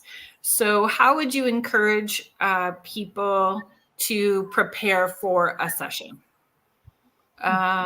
So we're gonna go back around this way. Lorilei, how would you encourage people to prepare for a session? When somebody's coming to me, you mean? If they're wanting a session, yeah. Mm-hmm. Do you know? Like what do I do? Yeah, I know what you mean. I think Well, not necessarily what you do to prepare for a session, but how what you do I advise them? would encourage a client, Yeah. So, liquored first up. of all, if they can get a night's sleep, have some water beforehand, ahead of time, and with them. If they understand what chakras are, meditation, or sometimes if they're open to it, I can send them a couple different files and just say, have a quick listen. And, and I'll send them varying links. Some people are okay if plugging it in overnight, having a very quiet and, getting those chakras ready, if you will. But one of the things before a session that I do is I walk them through how to drop into their heart space to be open. I also let them know that we have free will on the other side. And I have never had that problem, but it could happen.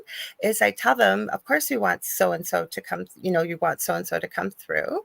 But I tell them they have free will on the other side. And again, it's never happened. Whoever we wanted to talk to, and we're very lucky they do come through.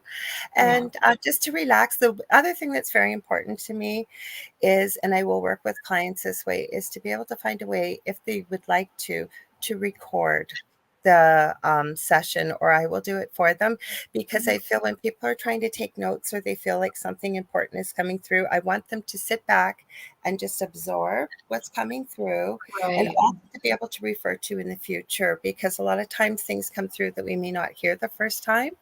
So things like that, I guess. I wasn't expecting you to ask me that one. I've never thought about it, I guess. Well, encouraging people. Julie, do you have anything that you would like to add to that? Yeah, well, I think for me personally, the largest one that you said was the heart openers. I think that is absolutely huge. So I would love if my clients, before they met with me, had a bit of time to go outside a little bit, maybe to be in nature. I feel like that's rejuvenating. It resets your nervous system and your energy. It opens up your chakra system. Drinking some water. Water actually pushes your emotions through you, and it's very healing. Also, water is a great conduit for spirit. So if you're dehydrated, that's not the best. But yeah, and also talk to your loved ones on the other side, or talk to your spirit team, or have an idea of questions that you want to ask. That is always helpful, because whenever I log on with my clients, like when I do when I do group readings with people, I actually talk them through a meditation to open up their heart. I actually tell them to call in their loved ones in their mind. So that helps. But when I'm doing one-on-one, I tell them my process. I say, why did you want this? What are your desires? And through that quick little talk, I really try to develop trust then. And I feel the hearts opening up to one another. And so if you can, my clients could do a little bit of heart opening by just listening to their favorite music, or petting their dog, or doing something little that puts a smile on their face. It can do wonders for your session. Agreed. Kim, I know that is there anything that you would like to add that you maybe thought of? I have another question that I'm going to start with you as well too, to extend from that. Okay. I think the only thing to add, because a lot of times I don't talk to my client until we're like face to face for the reading. So I, like others, I explain how I work. And if I can talk to them before, I try to have them write down questions that they want to ask if they have any, because a lot of times I've noticed when you're in the reading, you forget, like you go blank. But in the beginning, I do tell them, like, especially if I'm feeling their anxiety, or I feel like things are really tense, I'll say, hey, just be open to the experience. And I try to be real with them. And I'm like, please don't just sit there and stare at me for the whole time, because it's really awkward. And they'll laugh. So it's kind of like breaking up that like stagnant energy, or that like tension. And then really when I tell them, when I'm opening up and connecting with their loved ones, if they would just close their eyes and think about something they're grateful for today, that raises their vibrations too. And then we begin. Yeah, that's awesome. I did this event. It was a big public event. There was a lot of people there. I think, yeah, there was a lot of people at this event, but they were all so excited, but nervous excited. So like that holding their breath, the whole room was tight. And I'm like, I'm just going to close my eyes and not look at you all, because you're all stressing me out. And I did the whole thing. So when I close my eyes and I see out, I can see, it's like seeing night vision glasses with my eyes closed. So I can see where people are sitting, and their folks in spirit are lit up behind them. So I just kept doing it with my eyes closed the whole time until they relaxed. But it was like, you can feel it when people are holding their breath. So I see like high intention, low attachment, leave your expectation at the door. Yep. I think that sums it up. Leave your expectation at the door. I like that. Yeah. Well, because I find too, especially because we work so different, they may have seen 4 or 5, who knows how many different mediums, and we all work different. So if they're having an expectation that we work the same, and I know I focus on high intention, my focus is the highest good, greatest interest, and the most amount of healing. So we may be going to raw spots that they're not even prepared for, that come up, right, to help them move forward. So setting our intention and telling them how we work and why we work the way that we do helps them be prepared as well too. And I don't like people to talk. I'm like, I shush with love, shush out. I want them. I need you to shush for a second and really be clear about what I need in order to be able to do my job as best for them in spirit as well too, right? Like, yeah, my hope always is that a client can sit quiet the whole time, and spirit just gives me, because they should know what the person wrote down for questions. They should know what they've been thinking about, right? So my hope is they don't have to ask any questions. Let's just get this, roll through it really quick, and then we can get to the fun stuff, right? Like how they're hanging out and showing your signs and symbols for them, which is always fun when they do all that, right? Michelle is asking, what is everyone's opinion, feelings on reading for children? That's a good question.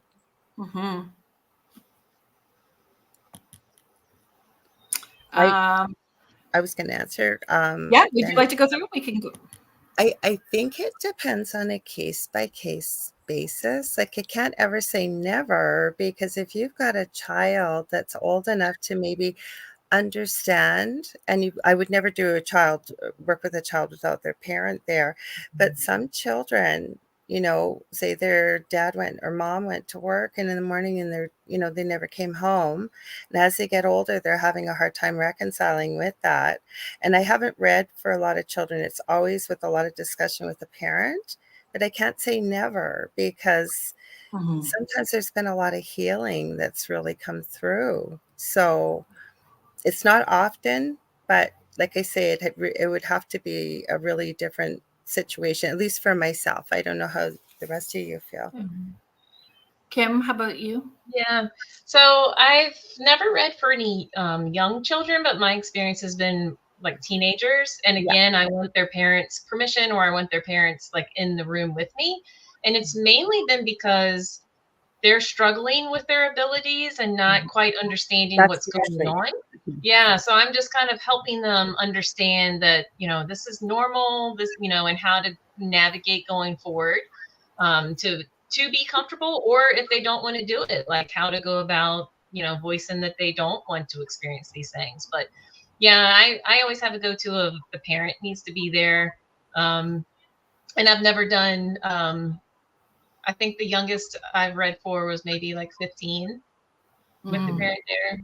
Yeah, it wasn't young.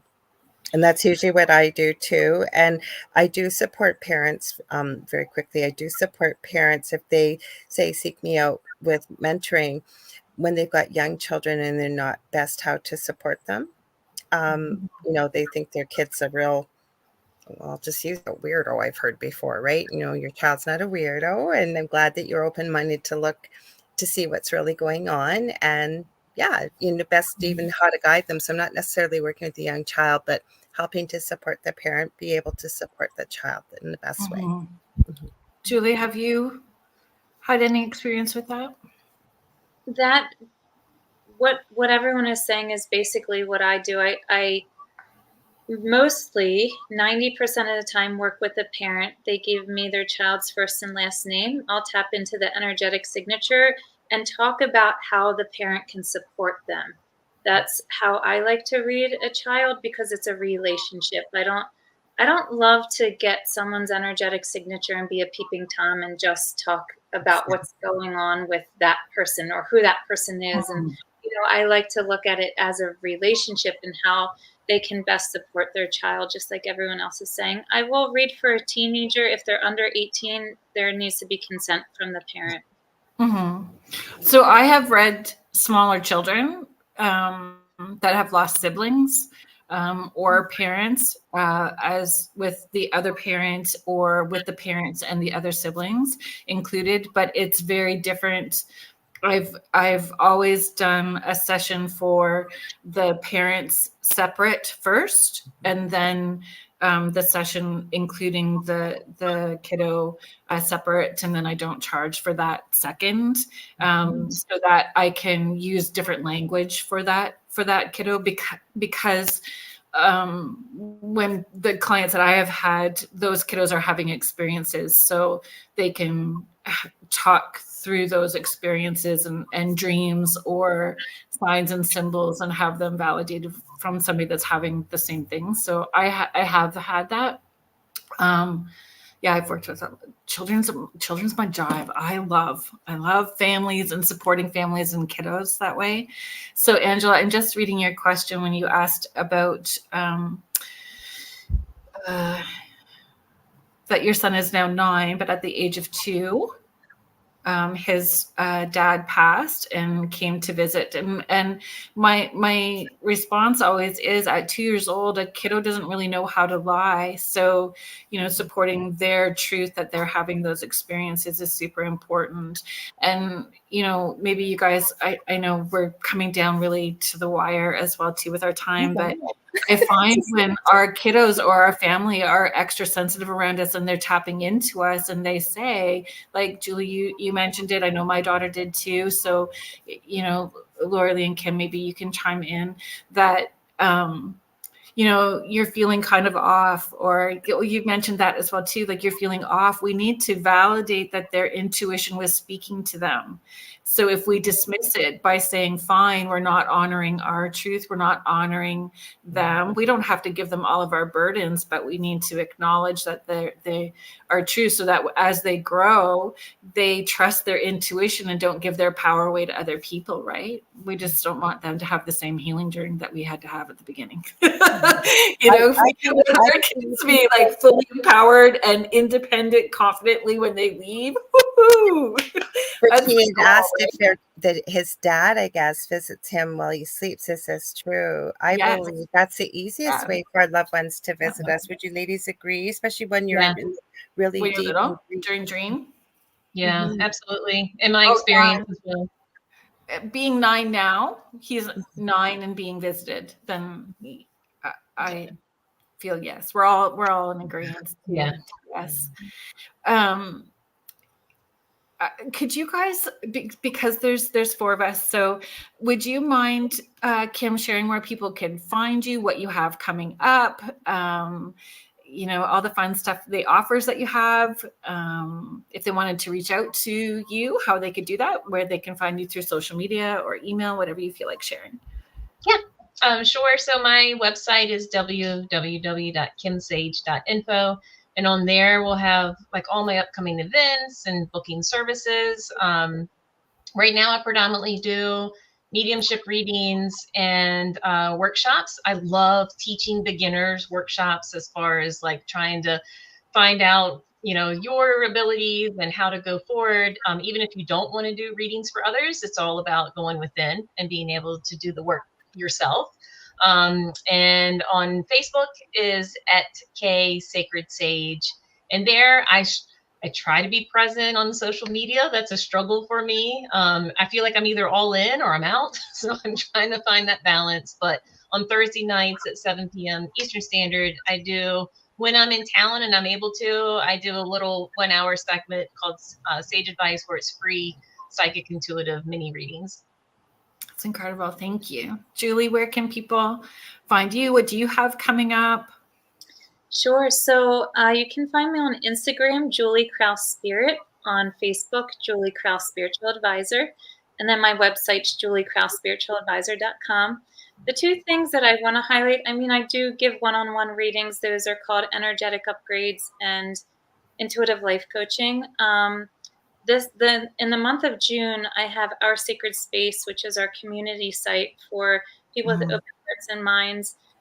That's half off in June for the whole month. So any new members want to come in, that's half off, which is really exciting because I read for everyone. I tell them Spirit Secrets to Success every month. They have hours of learning. And then I have a new program coming out on June 18th called Become. And I'm teaching people how to create their own spiritual advisory business. It's a 6-month program, so I'm really excited about that. Oh, that's fabulous. That's fabulous. And Lorilei? Okay, thank you again for having me on here. I can't wait. I hope we do this again because I just love meeting you. There's so much we didn't even get to, but this was brilliant. I am so grateful to all of you. So, if you ever want to get a hold of me, you can get a hold of me on facebook.com/Angel Rock. I am revamping and going to my website is going to be under domain name. I'm working on that. I have 2 groups on Facebook, Paranormal University for many paranormal things, the Angel Rocker Tribe for more spiritual. And please, I'd love to have you join me here on UPRN on Monday nights with the Angel Rock 6 to 8 p.m. and the Thing at the Foot of the Bed on Thursdays with David Hansel here at 7 p.m. And thank you so much.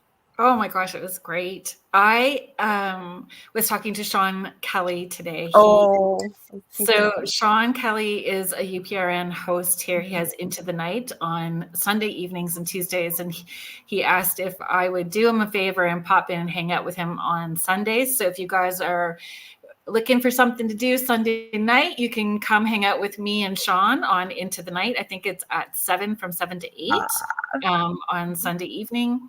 We have the Paracon My newsletter will be going out maybe tomorrow if I get it finished tonight. So if you go to my website, which is carolynashellhorn.com, I give a newsletter out the first of the month that has intuitive tips.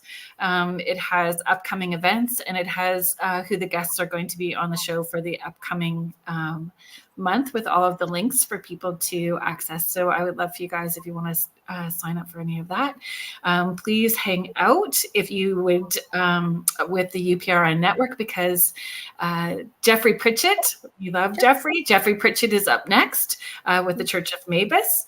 And next week we had a little bit of kerfluffle with the schedule. So Lily Nova, Julie, I think that you'd really be interested in Lily next week. So Lily Nova is a CE5 practitioner, and a CE5 practitioner, yes, a CE5 practitioner is someone who can call in dimensional beings. So calling in ETs, and she's a UFO photographer. She's written a book that's just come out. She's been all over about her experiences that have happened since 2020 and her spiritual awakening and connecting with her starseed family. So that is going to be a fabulous segment. So she's coming on next week. Lily Nova will be here.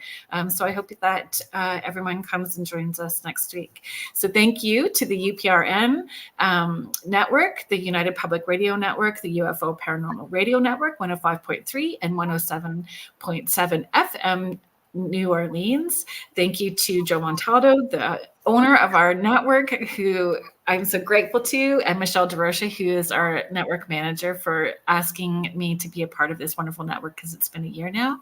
And to all of you that participate in the chat, thank you so very much. I know that it was a lot of people in the chat tonight. If I didn't get to you, please know that I was seeing it, and I appreciate you being here. And I'm so grateful for all the energy and the great comments and questions that you bring to the show. So thank you so much. I hope everyone has a great weekend, and we will see you next week.